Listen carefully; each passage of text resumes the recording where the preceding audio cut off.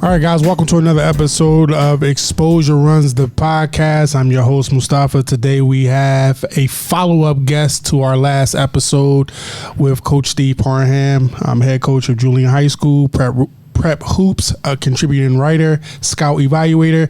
We have another one of his colleagues from Prep Hoops who happens to be a senior in college, correct? Yep, senior in college. Okay, we have Mr. Teddy Bahu, who is also a contributing writer for Prep Hoops.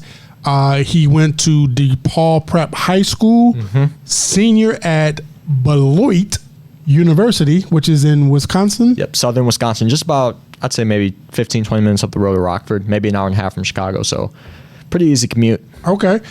He is also the creator of Underdog. Is that correct? Yep, Underdog Sports. It was Teddy Bahu Productions, obviously, but then shifted it over to Underdog it's been like that for about 3 years now. Okay. So. And you also are a freelance photographer and videographer.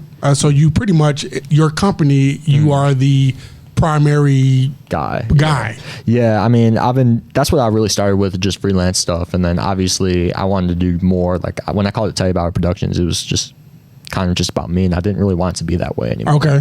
I kind of wanted to change it to Underdog Sports, where I can just do more. And that's when, especially going off to college, I was able to do rankings and, news stories and things like that. Okay. So, and we're going to jump right into that. But and then you're also here's the interesting thing of why I feel like your story is interesting is you are a very high level elite soccer player. Yeah, I mean, Division III isn't super elite. You're in college. You're playing soccer. I am in college. Okay. I guess so. And do not undersell your athletic ability, sir. Yeah, for sure. And soccer is a very. I don't have no comparison other than fucking gym class when I was in school. But soccer is a very. I mean, you got to have some lungs. You running up and down the pitch. Yeah. They call it the pitch, correct? Yeah, the pitch. That's what they say overseas. Yeah, see, I know a little bit about soccer. Yeah. What is your position in soccer? I'm a goalkeeper, actually. So really, yeah, it's a lot of anxiety that comes through it, but a lot of hard work, a lot of quickness that you need, a lot of elusiveness, mobility, quick hands, quick feet. You need to be ready for anything really as a goalkeeper. Is there an opportunity for you specifically, or just soccer players in the Division III level, obviously higher, I would imagine so, but to play internationally or play for any of the MLS teams? I don't know about like MLS or any of those levels, but there are like certain like mid to low level clubs, like certain levels that are below the MLS, which is the top division in soccer. I know there's MLS, and then there's like a couple divisions below that, and then I think even a few more below that. There's like UPSL, which has, some local clubs, and they all compete like regionally, and then they go to like national levels. But, those are more of like, semi-pro. Got you. When it comes to me playing after college, I don't know, really. I haven't really made that decision. I'm really invested in not just soccer, but like, all these other sports. And I just want to see what happens with my life. Okay. So. And that's fair. Like, you're a young man in college, and you're at that age where trying to find yourself, if you will. Yeah, you're like at that age, so like I'm telling you from experience, like take your time. Like there's no rush to become an adult, if you will. So when did you create your company Underdog, and what exactly do you do with it? Well, when I first created it, it was actually initially I was just filming high school basketball teams, our high school sports teams in general. And I think I started when DePaul Prep went downstate for the first time, which I believe was 2019. Okay. So it was that playoff one when I first started it, but I didn't start it to basically like start this own company. I intended to start it for a project. I was an IB student, and they do something called CAS, which is like going out and like doing your own project, and that was the thing that I wanted to do. Okay. And then I think after a little bit of time, I just realized that I can turn this into more than just a project. Okay. And I did a lot for our high school baseball team at the time. Did a little bit of soccer, and then like that summer of 2019 is when I started doing more like outside of my school. I got to know other kids from other schools, other coaches, other parents, and I had so much fun. I mean, who was the first kid, parent, coach, or whatever that like came and was like, "Yo, Teddy, like I like your work. Can you start shooting my shit for me?" It was actually, he ended up playing at Wisconsin for a couple of years. It was Carter Higginbotham from St. Ignatius. His brother Parker played. and I was just filming one of the games and made a little tape, and he loved it. Okay. Carter loved it, and he invited me out the following week to come out and gave me a good amount of money. I was like, yeah, let's do it. Okay. And then it was at that tournament I also got to see a couple other teams. I saw Whitney Young for the first time. Okay. I saw Stevenson when they were really good. Okay. Like 2 or 3 years ago. And as well, I also saw a couple other really high-level teams. Okay. In addition to that. So, and then I did Riverside Brookfield. I got to see a lot of other players play there, of course. And then it just kind of took off from there. Yeah, it kind of took off. Senior year, obviously, I got a lot of opportunities to film things, not just in basketball, but even in football. And then COVID happened. Right, and just kind of shut everything down a little bit. Yeah, it kind of shut everything down. So, what goes into your price point when someone comes to you and says, "Hey, Teddy, can you film me? Can you do something for me?" Yeah, it really varies. A lot of it has to do with like distance I have to travel and like how much time and what exactly do you want. There's never like a set in stone price. Okay, I would say fair enough. But I'd say that sometimes I used to be cheap in the beginning, but obviously now, like once I got bigger and once I hit in like the thousands of followers, like it definitely like I bumped up the prices.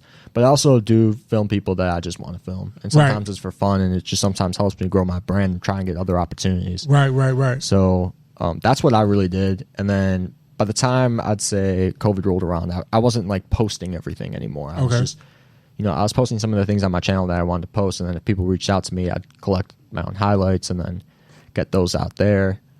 And then that's what software do you use when you are editing a lot of your videos? When I first started, I used something called Wondershare, and then I'd say the fall of 2019 I shifted over to Adobe Premiere, which is a lot more better, far more efficient. So I'm familiar with, I'm not familiar with the first one you mentioned. I am familiar with Adobe, and I will say this. From me, like just kind of novicely shooting Xavier games, I've used a variety, nothing elite, nothing like we use here, nothing that I'm sure you're using as far as cameras go. I was using GoPros, I was using just handheld, Sony cameras or whatever.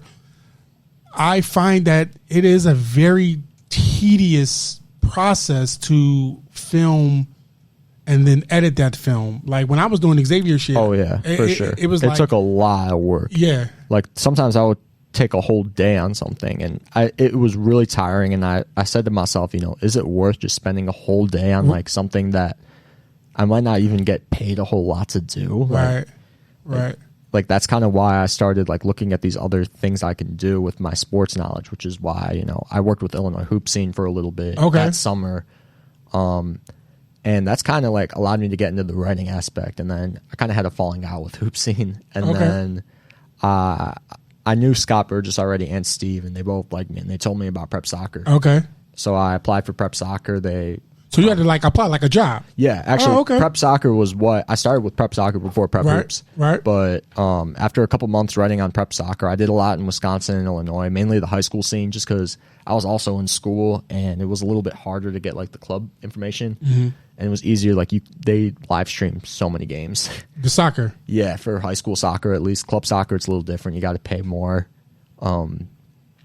So I did a lot of high school stuff, and they really liked the work I did, and they invited me onto the prep hoop circuit. Okay. Because they knew I did a bunch of basketball stuff too. So that's what I was going to ask you. Like, when did you start doing other sports? So you kind of started just as far as video and production and highlights. You started with soccer. I started with basketball. But when it came to writing for like a big company, it was like prep soccer. It was with soccer. Okay. But when it came to like just other sports in general, it was basketball. Like the filming and the photography and things like that. When you started doing the writing, the evaluations, like what type of like what went into it? Like, I mean, have you ever done anything like that before? Like, how did you segue into that? I mean, you had to like look at how other people did it. I'd followed Scott Burgess for a long time, actually. Like even before I had my own thing, I was just a big like sports fan, a big basketball fan. I loved watching, DePaul Prep when Perry Cowan was there, and Raheem and Lance and all those guys. That first like really good group that Kleinschmidt had. I followed a lot on Twitter, and I got to know like some of the other big high school names. And Scott Burgess made these really good write-ups. And that's where I kind of learned it from. And I kind of took some of the strategies that he was using. Okay. And I kind of made it, made something similar off of that. Okay. So, and then not just Scott too, like Grant Matheny, who's from Wisconsin, he also had been running for a few years. I think you might have heard of him. Yeah, I've seen him on Twitter. Because when I first did a Prep Hoops event, it was just me and Grant, and I got to see, he published a few articles before me, and I just wanted to make sure, I can write something similar along those lines because he is pretty good at it. So let me ask you this: when you are doing your evaluations for Prep Hoops Soccer and Prep Hoops Basketball, are you using the same mental guidelines of the evaluating and scouting process? Yes. And if not, how do they differ? Well, I think with Prep Hoops and Prep Soccer, they're two different sports. Right. So, starting there. Right. I would say Prep Hoops is more of there's less people you have to watch at a time. I mean, it's 5-on-5 for Prep Hoops compared to 11-on-11. And sometimes, you can miss something easily with Prep Soccer. Okay. There's a lot less scoring in Prep Soccer. There's a lot less big plays. A lot of it is just conditioning and running up and down the field. You don't really get to see, most players are fit. So, yeah. I mean, other than that, but with basketball, it's you see a lot more. Okay. And you see the write-ups are a lot easier for Prep Hoops because you can easily see what a player can do every time, every minute, every second. You might not get that very often with Prep Soccer. So again, when you are all right, so just kind of trying to put your shoes on, you and Steve and Scott and all the other scouts and evaluators for Prep Hoops. And shout out to all you guys because number one, from the young guys all the way up to the older guys who might have families, and it takes a lot to you're traveling. Respect to you guys for that. When you are scouting and evaluating basketball players, right, using certain lenses of yourselves, you're scouting a rebounder, a slasher, a dunker, what type, when you're scouting a soccer player, what type of terminology or what type of things are you looking at, how fast they run, how hard they kick, what type of things are you looking for in that? Yeah, we look at a lot of different things when it comes to soccer, and a lot of it has to do with the position. Sometimes, what I like to see players that are really physical and can really really frustrate you if they're in your area. Okay. Especially with a goalkeeper. Can that goalkeeper feel confident commanding his box, collecting a ball? Are they athletic? Do they have nice agility? Are they good with their feet? Can they use both feet? A lot of times that's a little difficult with some players compared to others. Some players, I'm sure basketball players, especially the really good ones, they can finish with both hands. Right. They can finish with both hands, and you really, really need that. Okay. I really want to see, especially me, if I see a player can be efficient with both feet, I think that goes a long way. And of course, the decision making and the playmaking when it comes to that, so the basic IQ. Yeah, the IQ. Just because someone's open doesn't mean that's the best option always. Okay. Yeah, you can even say that with basketball. Okay. Is that the best option? Is that what you're trying to do? Do you feel like that will lead to success on the offensive end? So okay. That's very interesting. So explain. You said just because somebody's open doesn't mean that was the best option. Can you explain that a little bit? I mean, someone's open, but are they going to be able to make something out of getting the ball? Okay. Okay. Okay. If they're open, but then 3 or 4 guys are just going to swarm them. Okay. It's not. Okay. You put them in an uncomfortable situation. Okay. If you could find a guy that's open and can get the ball up the field, or in basketball up the court, then that's the better route. It's like football. Are you going to throw it to a guy that's open that's 5 yards away, or are you going to throw it to a guy that's open that's 20 or 30 yards away? Okay. All right. Now we cooking with grease here now, Teddy. All right. I see where you're going with that. All right. How many people on the Prep Hoop staff who write, evaluate, or scout have actually played the sport that they're scouting that you know of? Steve, I'm sure played. And Reggie, he wasn't that good. I wasn't that good either. Don't worry. I played 7th grade B team. Let's go. Well, they always say that's some of the best coaches and some of the best, I guess, evaluators. I had a debate on Facebook the other day with one of my guys from back in Philly. His name is Boo, who and a lot of people feel that. I shouldn't say a lot of people feel that, but the argument can be made, the debate can be made that just because you didn't play at a high level doesn't mean that you can't scout absolutely. Or evaluate from a high level. Yeah. Okay. Do you agree with that? I absolutely agree with that. Steve obviously mentioned Tess Slaughter. I didn't know that Tess Slaughter didn't play basketball. I didn't either.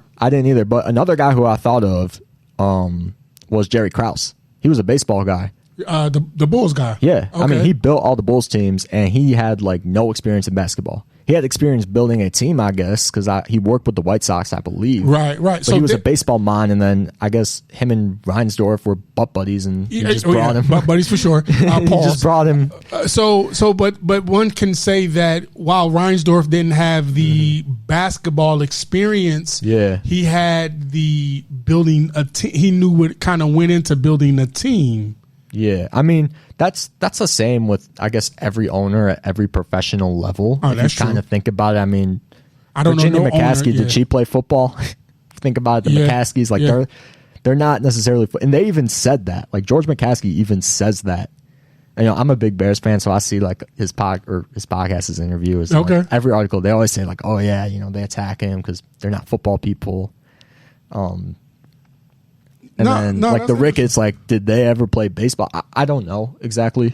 I'm not sure neither. I'm not a baseball guy. I don't know. But like even with soccer, like all these owners, like especially for the best teams overseas, they're like rich Saudi people from like the oil industry, and then they buy these teams. Like they offer, just got money to throw around. I don't know if you heard of Kylian Mbappe. No. Big time soccer player, one of the best players in the world. He was offered. I saw. Oh, so yes, $750 million. I saw that for 1 year. I saw that. That's like more than any professional sports salary, like team salary that they're allowed. Team salary. Yeah, like there's more than. He turned it down though.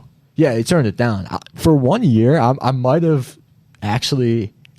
I don't know. Not might have. I'd have took that shit. Yeah, you would have took it. You would have taken it. Yeah, I would have took that. Would shit. you have taken it? $750 million. You would have taken it. $750 million. Other than, with all due respect to the community, other than doing something like that, there's not a lot of things I wouldn't do for $750 million. Yeah. Now again, with all due respect to the community, without alphabet lettering, there's not a lot of things that other than that, there's not a lot of things that I would for $750 million. Yeah. You can probably get mad. Like Mom, I don't. There's a lot of things I would do for $750 million. Well, these Saudi people, like they're so damn rich. Like they can buy the oil, obviously, but definitely. Like that's why like there's at least like 5 or 6 like several high-end European soccer players that one guy took like Karim Benzema. I forgot it was like 300 million. I don't know exactly. I'd have to look it up, but it was definitely 6 figures when it came to the millions. That's crazy. Or was it 9 figures? 9 figures.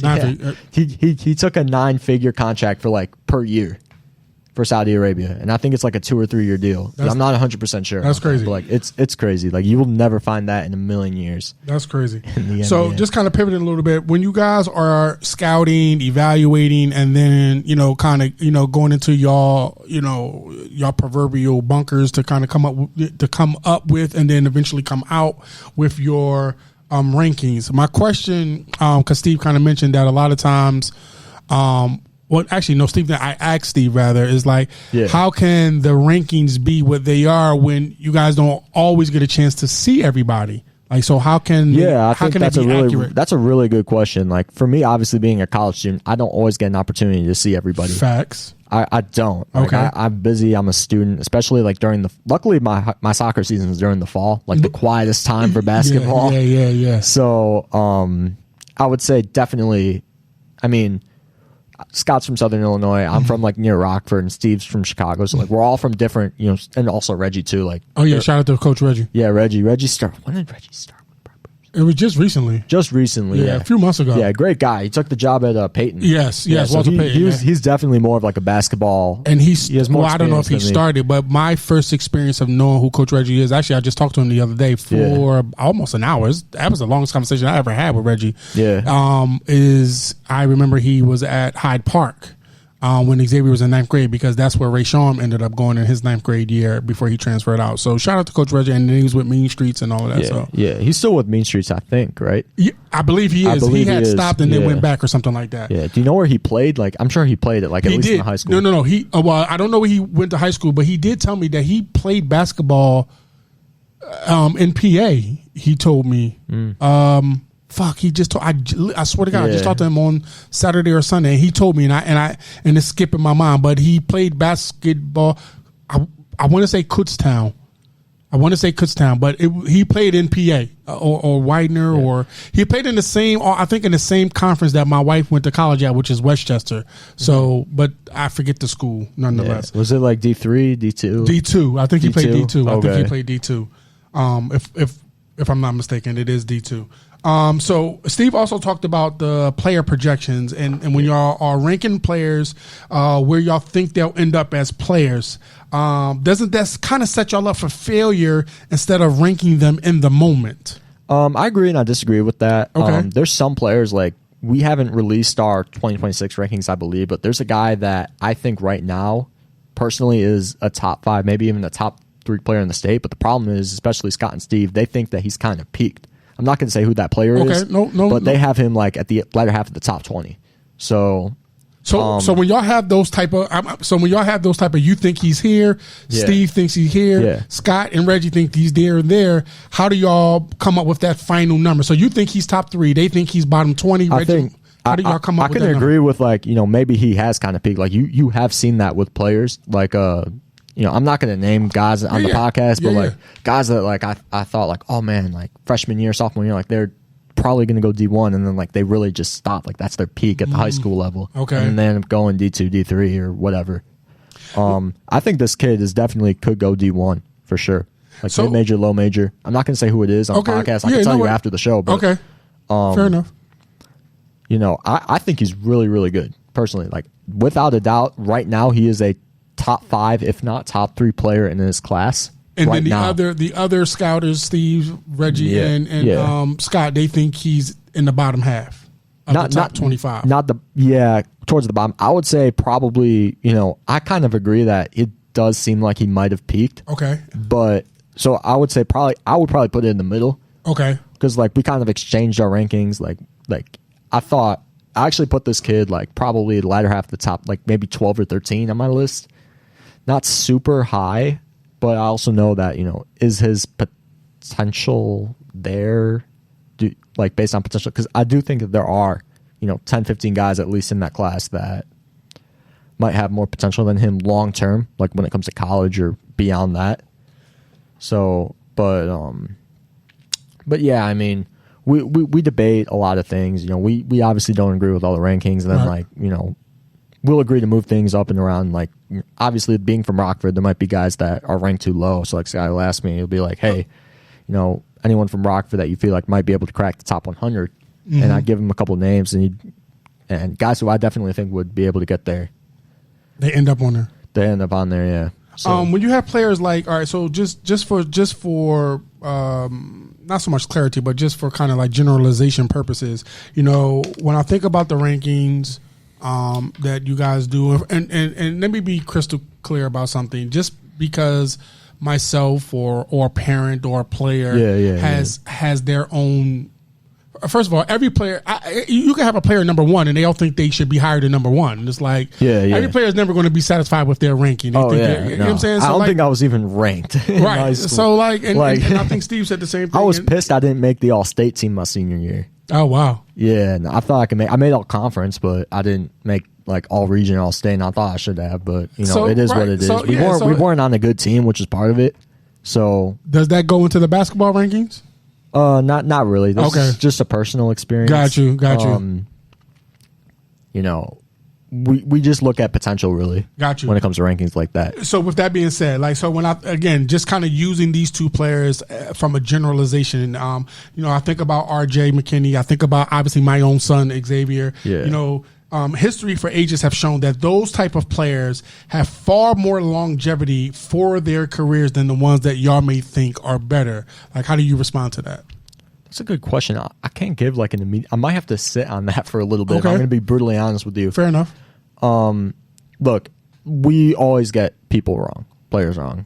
It's going to happen. Right. When it's said and done, like someone that's ranked in the top 20 might have the best career. Mm-hmm. I don't know if rankings existed when Max Strus was around, but I'm sure he would not have been ranked. Yeah. I'm sure Max Strus would not have been ranked as high as he was. Right. And he went to Lewis. Yeah. And then he went to and I heard he was a high flyer at Lewis at that. I'm sure same thing like, Duncan Robinson, who started Division III and then went True.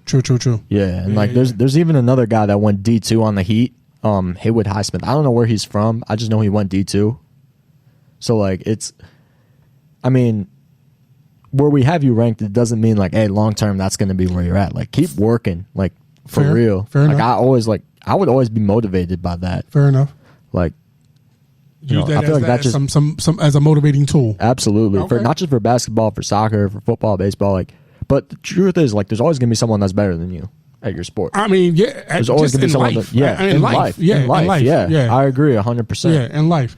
As for basketball, when Teddy is evaluating basketball, what specifically are you looking for? Well, that's good. There's a lot of different things. Okay. Can you make? I'd say the big thing is, can you make not only the guys around you, but can you impact the game in a positive manner for your team? Okay. I think that, and you can do that in different ways, whether it's scoring, getting the guys involved, being a big-time defender, grabbing those big boards. That's the biggest thing that I would see, that I would take a look at, is how can they affect the game? Okay. And it's not just scoring or things like that. Fair enough. Have you ever gone into a situation where you're going to rank a player and say Scott, Steve, or Reggie have them ranked pretty high, and you go to see them and you like, man, this motherfucker is trash. Well, that's why we tend to not only watch people once. Okay. So, like there have been times where like I know there was a player like really did not. Oh, I know who it is. I'm not going to say who it was. Okay. One of our players, I think he's in the top 20 in 2025, but like when I saw him a year prior, he was like, he did nothing. But then I saw him this summer and I'm like, wow. You're right. Like really, this kid can play. Okay. So, so yeah, I mean, I don't like watching a player only once. I like to see players multiple times. Okay. On multiple occasions. So. And then, would you say in like at multiple venues in multiple different scenarios? Yeah. Different scenarios, different levels of teams, whether it's high school, AAU. Okay. Like, I think, I also got to see when it comes to that, like what kind of system best fits for you. And I think that's a really good opportunity for college coaches. Like, are they better passers? Are they like the go-to scorer in this team? But like on this team, are they more of like a playmaker or a defender? Like what kind of role do you have on the team that you're on? Because high school and AAU, like they're very, very different. I had a very different role on my club team compared to my high school team. Okay. So, and I think that's safe to say in a lot of kids in these scenarios. Yeah. One way or the other, whether you kind of evaluate them like, I don't really see it, and it ended up being better, or you kind of like, wow, but they ended up being that great. Have you ever been wrong on a player? Absolutely, I'm sure I have, without a doubt. Can you think of anybody? I'm sure I can, not off the top of my head, but I know that there are definitely some players that are either maybe not finding their footing in the college level, or are really excelling at whatever level that they're at, that maybe they can jump up a level. How much do you think players are highly unprepared for that next level? Oh, well, I thought I was underprepared when I went to college. But it takes time. It's a much faster game. The players are bigger, they're quicker, they're stronger. They do pretty much everything better than when you did at high school. And what about the coaches? Like, how much do the coaches impact the experience, good and bad?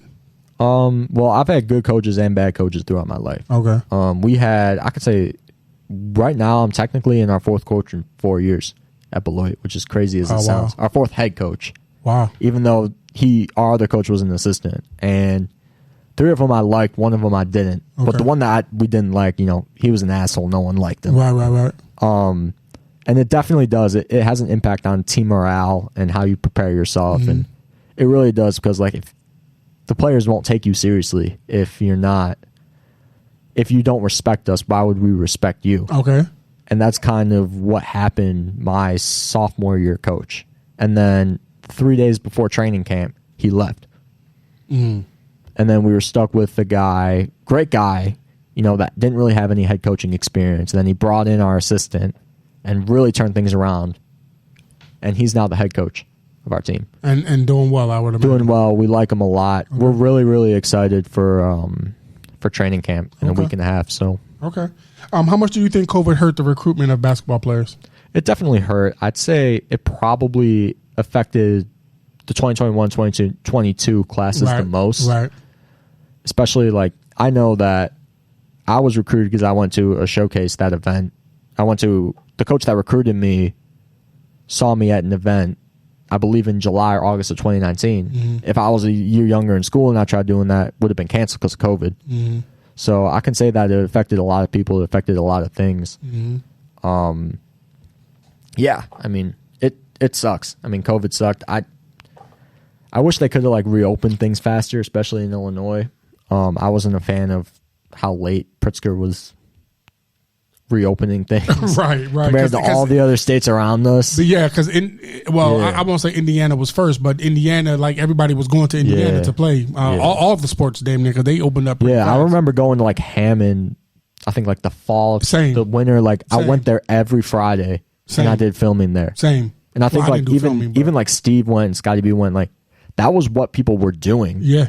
Because Illinois, everything was shut down, but then you can just literally 5 minutes across the board in Indiana, there's a nice sportsplex. You can. Yes, I forget the guy's name who was running the league over there. Shout out to him. Rockin' Ball. Was it Rockin' Ball? I think so. Yep, it was. It was. We talked a couple times. But I coached the Marist team, which was Xavier's sophomore year. I coached that team. Yeah, a lot of it was high school-based teams. Yeah. I know that. And then some of it was just Mean Streets guys getting together, fire, independents. T.Y. Johnson and Nick Martinelli were on the same team for... And then they added a few other guys, but it was all spread out. Yeah, definitely.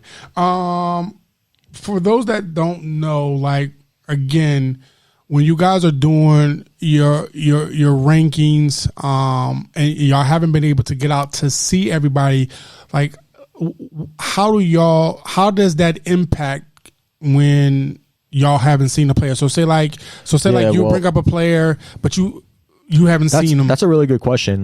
There's some guys, there's a player that we've ranked in the top 5 that I don't think any of us have seen, and that's because we talk to coaches too at the same time, and they say, hey, this is a player that you really, really need to watch.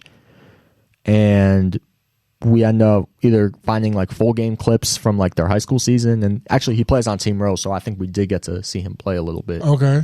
But, that's kind of the avenue that we would go. Especially is we would just look at old films, game film from previous year, and see how that would see not only who did they go up against, but how would that compare to other players that are going to be ranked similarly with it. Right. Okay. So with that very same example, when you talk about not getting a chance to see that kid live, but relying on coach or coaches' feedback versus a kid who y'all actually have seen, how can y'all make that's a good question, actually. Well, I personally have not seen everybody live. I don't know who Scott and Steve haven't seen, and Reggie, so I'm sure their feedback will definitely help. That's kind of why I gave some guys from the Rockford area, because I've seen them live. Right. And Scott, Steve, Reggie, those guys haven't really seen a whole lot of them. So just speaking, so just kind of speaking a little bit on. But a lot of times, sorry, I just want to add on to that for a second. Yeah, you good. So a lot of times when someone says, "Hey, this is a really good player," we might watch highlights or we might watch clips ourselves, or if they're at a nearby event, we might just go for an hour to just check it out and see what's going on. Mm-hmm. So we might do that. I mean, yeah, yeah. Right. So kind of lost my train of thought. No, it's all good. It's all good. And my bad if I caused that. No, it's fine. So again, I'm trying to what I'm really trying to do is try to get a better understanding on behalf of people who just kind of wonder. Again, I'm not taking anything away from Scott, Steve, Reggie, and yourself. Yeah, no, I know you're not. But for people that don't really understand, because all most people, and I'll admit, I'll admit absolutely. on the side of not knowing without having a platform to ask, I was a parent that was kind of wondering like, well, what goes into, Xavier really being ranked this, and I see, this player ranked that, so just for clarity, the Prep Hoops rankings, when Xavier first started getting ranked, well, his first opportunity I saw that him got, of getting ranked was through, and I don't know if you're familiar with him, but his name is Ricky Moore. And shout out to Ricky Moore. He does a great job with his platform, and he has. What's his platform? He does a showcase. He does his own showcase. He's been doing it with the middle school kids for years. Is it Junior Hoops Elite? Yes. That's probably right. So those are not accurate. I'm just going to be like they're very inaccurate compared to. So the same could be technically the same could be said for Prep Hoops. But let me finish my thought real quick. So with. Again, the reason I started the platform is accuracy aside, accurate or not. Ricky Moore does a great job with the Junior Hoops Elite. He has, discovered a lot of the superstars of today of these high school kids, right? They've been a part of that platform, regardless of what people think. So shout out to him and his contribution to the basketball community of Chicago. However, at the time when Xavier was at Colin Powell, and I saw those rankings, and I'm thinking to myself, like, I thought he was, I think he ranked a little bit. I didn't bitch and complain or, whatever. It just kind of planted a seed in what eventually became Exposure West, because when Xavier then got into ninth grade and then eventually 10th grade, Prep Hoops didn't have him ranked pretty high. And I was out seeing him put in work in a lot of these guys. So anyway, my question, my real question is just like, as a father of a player, I admit that I do question not just the ranking, the system, but I have a questionable I question like just and again, it's not just a Teddy. I don't know if Scott played anything. I don't know, let alone basketball. But I do question a person who is responsible for ranking basketball players at a high level who's never played basketball at a high level. So like I that just kind of confuses me. That's totally a fair question. Like people were telling me when they first saw the video and like, you can go clash with him. And I'm like, honestly, I'm not going to really do that. He asked a completely fair question. Right. He was respectful about it, and like I'm going to answer, my way. Like it's not like an argument. No, not at all. It's not an argument. It's a very fair question. Mm-hmm. So for people like that, like Scotty B, I mean, again, great guy, great character. He's been around the game and has seen a lot of basketball. Agreed. So if you think that he doesn't know what to look for in a basketball player, I'd say you're crazy. Okay. I'd say you're crazy. And he's evaluated high. Like he knows Jason Tatum personally.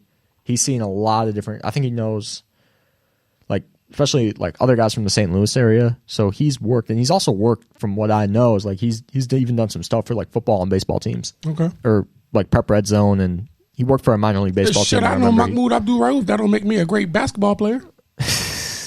I mean, kind of knowing somebody doesn't necessarily mean that you are good at something. I mean, yeah. I mean, but again, like I listen. I fuck with Scotty. Like, Scott has always, for me. Now I'm using my own personal experience. Yeah. Scott has always been very respectful to Mustafa, the man, and to my child. Yeah, and then he's always been supportive of the platform. So Scotty is the most experienced guy out of the three of us, and he's like the main guy. Okay. And obviously, with him, if you think about it, like I said, he's from Southern Illinois. He's from near St. Louis. That's 5 hours away. There's no way he's going to be able to see Xavier as much as me, Steve, or Reggie might be able to. Agreed. And in no freaking way we see him as much as you have. So. Agreed. I agree with that. So, yeah, I mean, but also think about, like, you also haven't seen as much of some of the other kids who you might say, oh, he had a better game. That is very fair. That is very fair. That is very fair. We what you're saying, like, that's your entirely your own opinion, obviously, right. But like, there's someone that we rank. His dad was like, I'm not going to say the player out loud, but his dad just kept on rambling about how his son is the best player in the state. Okay. He would email Scotty, me, and Steve, and then at Riverside Brookfield was when he approached me and gave me like these flyers. He's class of 2026. Okay. Gave me this flyer with his son and like just like some stats that like, oh yeah, he played freshman year on varsity. his AAU team, and he was handing these out to like coaches. Like, you can't even talk to 2026s yet. How much does that type of shit annoy you? It annoys the fuck out of us. Okay. Sorry, my mom told me not to curse. No, sorry, Mom. Mom. We free range up here, Mom. Yeah, Don't hold it against the them. fuck out of us. Okay. It really, really does. Okay. That's part of the reason why we ranked them like 30th right now. That's I'm just not really, but we were like, Scotty was like, oh man, there's 25 guys in this class that I think is better than him. I can't wait to rank him so low. I'm just like, and then he would tell me, I'm like, we were in July, or be like, hey, check out this player, I think he could be top 20, and I'm like, oh, is he higher than him? And he's like, yeah. You already know. Well, now what but like, we were so well, so now that goes into and again, shout out to Scott, like, but then now that goes into like that would be, it just makes you psychologically like, do we really want to rank this guy if his dad is just right? But now but now y'all have y'all respectfully, y'all now have like y'all feelings and y'all egos into ranking somebody. I mean, that's true. But to me, that shit is lame. I mean, I'm just calling a spade a spade. It is lame. I don't want to rank like he's without a doubt like a top 30 player in my opinion. Without a doubt, he's a top 30 player. And playing freshman on varsity, especially, his team was pretty decent. Okay. And his AAU team is pretty decent too. But like we said, like, we're not sure about the long-term potential. He's got the talent right now. He might be a top 10, top 15 player when it comes to talent in this class right now, but is the long-term potential there? Okay. And I'm looking forward to seeing how that happens. How that shakes out. Yeah. Okay. But I saw him 3 or 4 or 5 times during the June lives, and maybe one of those times I felt like he actually had a good game. Okay. Or there was someone else on this team that we probably would rank lower that just stood out more than him. I got you. As a scout evaluator, who has been the best player you've seen so far in the state? In the state, that's a really good question. That's a tough question. Okay.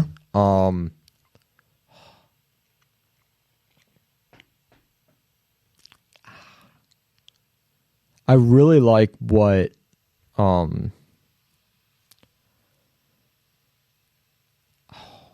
because I started in 2023. Do you want like as a scout or like just as a videographer? Or like give me both. Give me both, because I would say Bryce Hopkins probably. Ooh, Bryce Hopkins, yeah. And now is that scout or the videographer? Videographer. Bryce Hopkins, every time I watched him, he put on a show. And what about as a scout? As a scout? I know that's kind of tough because you've seen hundreds of kids, but just try to, whatever one pops into your mind. That's whichever one that pops into my mind. I really like what Angelo Ciravino has done this summer. I mean, he's really elevated his game. He's looked bigger, quicker, stronger. Like, everything about him, especially in the physical side, has elevated so much over the past he's a great 2 kid. or 3 months. He's a very nice young man. I like the record to reflect those. They put 30 on their asses last year in the Thanksgiving game. I haven't seen Merez, Lathan, or Cooper as much as, or even Yaxis, or however you say his name. Right. The guys that are ranked higher than him, I haven't seen them as much as Ciravino.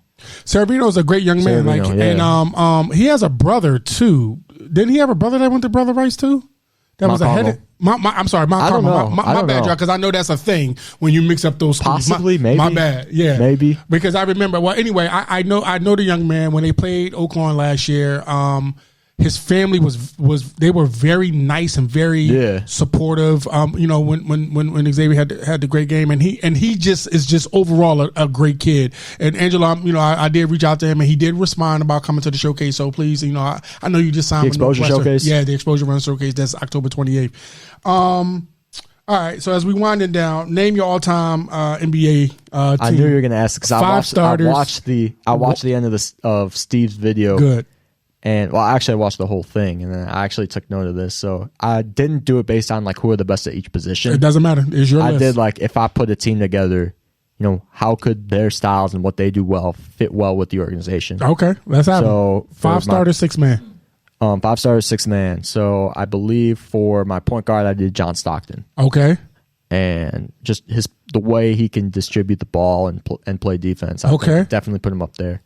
Michael Jordan, of course, would be the shooting guard. I'd put LeBron at the 3. Okay. Tim Duncan at the 4, and then Bill Russell at the 5. I love when people give Bill his props. I love that. I love when people name Tim Duncan. Who's your 6th man? Who's coming off the bench? That was tough. I mean, the best number 2 player of all time, Scottie Pippen, probably would be. There we go. That's my favorite player of all time. That'd probably be who I would put. Okay. So if you saw Steve's and any of the others, you know I'm going to say AI is my 1, Kobe is my 2, Jordan is my 3, LeBron is my 4, Hakeem is my 5, and Jamal Crawford is my 6th man off the bench. Jamal Crawford, why? So has he always been a 6th man, or is he? Was that only recently? I think Jamal. I think when he played with the Bulls, I think he started off as a starter. I don't exactly know. I shouldn't say I don't know. I don't exactly remember when his career transitioned into the 6-man role. If you wanted a specific guy who like came off the bench, I would say like Manu Ginobili. I mean, I don't know how long but like towards the end of his career when I was really following it, he came off the bench and he really made an impact out there. Absolutely. Manu definitely should get consideration. If you want like the best 6th man, if I had to put a 6th man that like actually played 6th man and won, how many titles did he win with them? They won like 4 or 5 championships. 4 or 5 with Ginobili, so like I would definitely put Manu Ginobili. And I don't think nobody would argue with that. Yeah. And not at all. There was someone on like the 60 Celtics with Bill Russell that like was a Hall of Famer and came off the bench. I don't know if that should count because like there were like 6 teams in the league at the time. Yeah. Who the hell was that? It was like Havlicek or something. No, it wasn't Havlicek. I'm gonna look that up. But there was someone, because there was no like salary, and they just got whoever they wanted. That's why they won like 10 years in a row. Yeah, exactly. So shout out to them. Okay, so in Islam, I'm Muslim. We believe that our parents pick us as children. Hearing that, what does that mean? Knowing that you picked your mother and father as your parents. Talk about them and talk about your family and what they mean to you. Yeah, actually, I'm Palestinian. I'm Orthodox Christian and Catholic Palestinian. Celebrate both. I was raised Catholic, like baptized Catholic, but we celebrate Orthodox holidays too. Okay. It means a lot. You know, they've allowed me to see a different landscape of the world, especially with the schools I've gone to.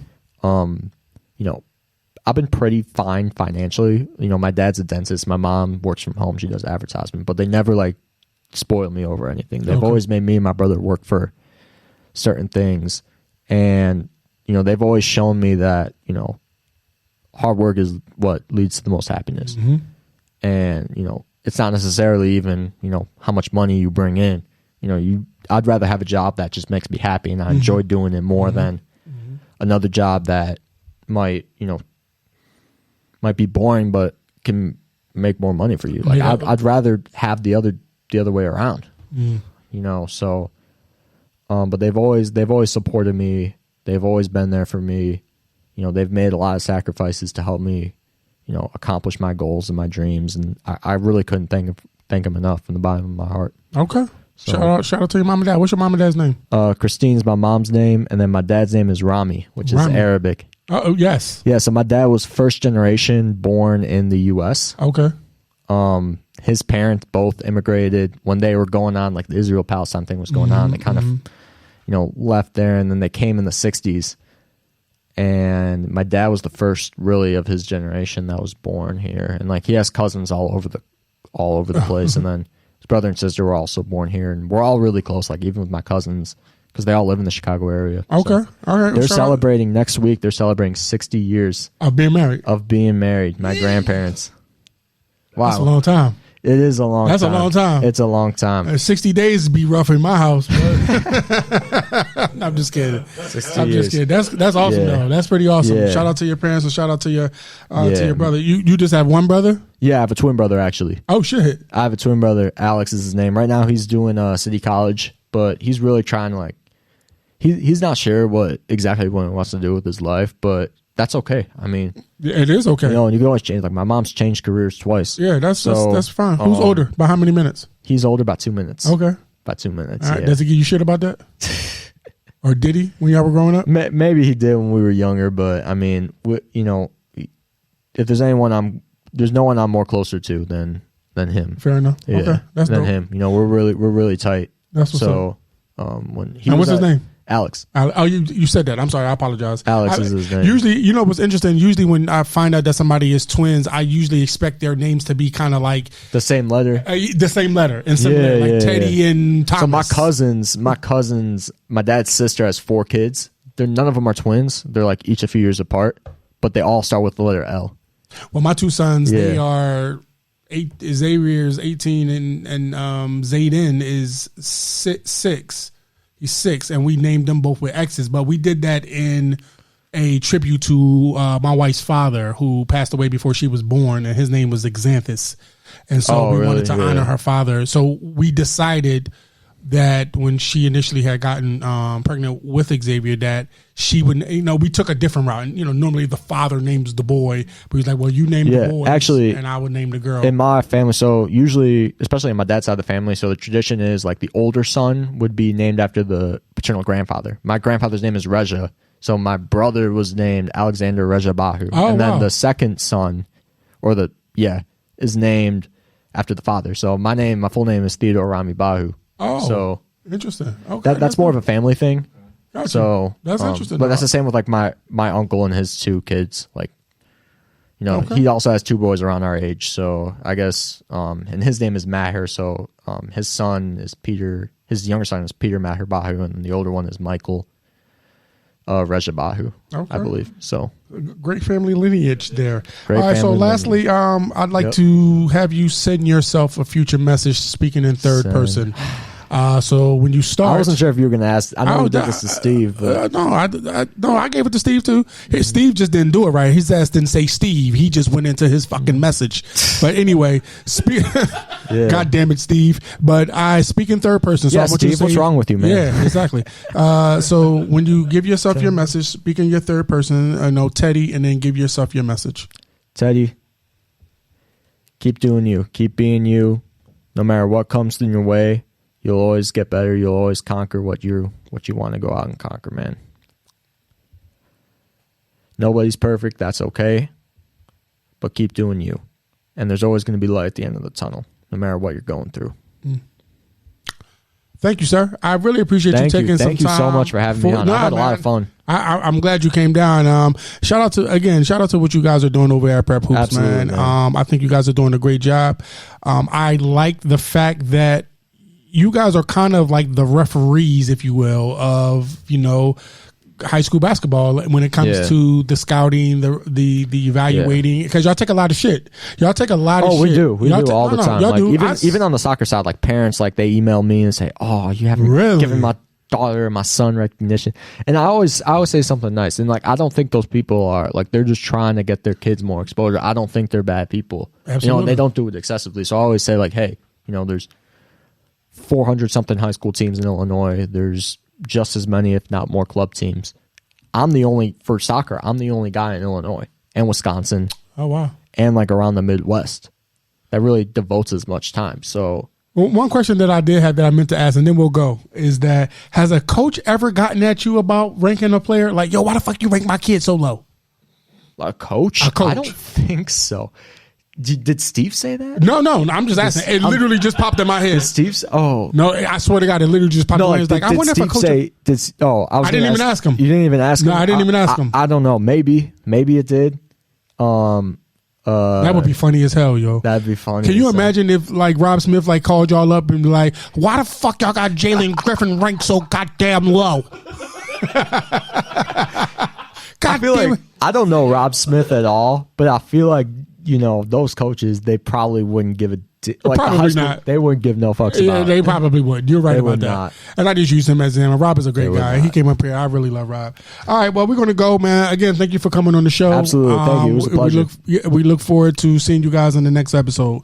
You guys. Absolutely. Oh, my shout-outs. Damn, I almost forgot to do my shout-outs, bro. Why you ain't? God damn. Shout out. Yeah, my bad. Shout out to my guy, Bo Harris from AGM, AGM Plus, rather. My guy, Tyree from Numerex. Of course, Derek Ellison, who is a huge mentor for me. That is my guy. Shottown Showcase, October the 28th. We will start naming players. I have been reaching out and have some confirmations, but we'll start naming the players on September 28th. That, those 3 days from September 28th to the 30th. And then, of course, we got the first all-girls event that's happening September the 8th.